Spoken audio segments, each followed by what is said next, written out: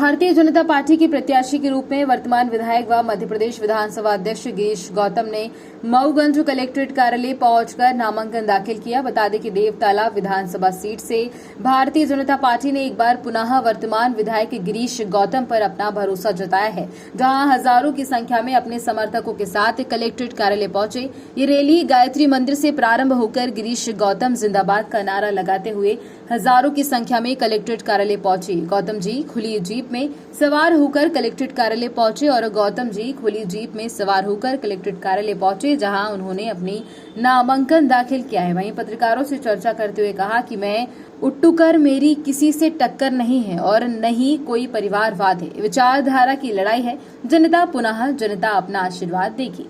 क्या मुद्दा होगा चुनाव में? सबसे बड़ा मुद्दा का सवाल ही नहीं पैदा। हमने जो वादा किया था उसको पूरा करने का प्रयास किया। इस विश्वास के साथ हम जा रहे हैं कि जनता ने इस बात पर भरोसा किया कि हमने जो कहा था हमने किया है। विकास के क्षेत्र में, लोक कल्याण के क्षेत्र में तमाम सारी जो बातें हो सकती उनको हमने किया है।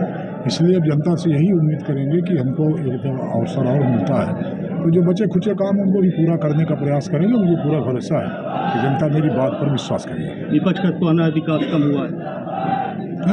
विपक्ष बोल रहे विकास कम हुआ है। मैं उनको ईमानदारी से कतई नहीं कहना चाहिए, बल्कि उनको ये कहना चाहिए कि देवतालाब को हमने रसातल में पहुंचा दिया, तब विपक्ष कहलाएंगे। भारत की राजनीति में विपक्ष का रोल अब पहले वाला नहीं रह गया। पहले ये होता था कि उस जमाने में लोकतंत्र के भीतर विपक्ष में होते हुए भी विपक्ष के नेता लोहिया हुआ करते थे, जयप्रकाश नारायण हुआ करते थे। यदि कोई खास काम होता था तो उसको बुराई नहीं करते थे, और यहाँ तो हर चीज़ की बुराई करता।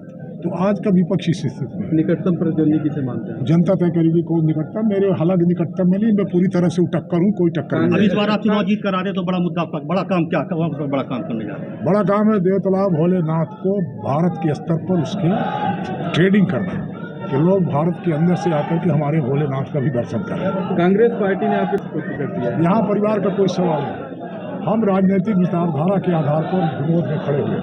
कांग्रेस की एक तरफ विचारधारा तुष्टीकरण की, एक तरफ विचारधारा सनातन धर्म को नष्ट कर देने की, एक तरफ विचारधारा उनके साथ खड़ी हुई है जो ये कहते हैं कि सनातन धर्म डेंगू है, कोरोना है, उसको खत्म करने के लिए इंडिया गठबंधन बना हुआ है। इस विचारधारा के विरोध में भारतीय जनता पार्टी की तरफ से हम लड़ रहे हैं। इसमें कोई परिवार का, कोई व्यक्ति का कोई माने नहीं है। न मैं व्यक्ति हूँ, न सामने वाला कोई व्यक्ति है।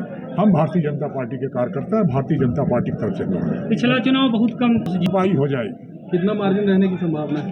अब मार्जिन जनता तय करेगी। अब क्या बताएं, हमने तो कहा कि 50,000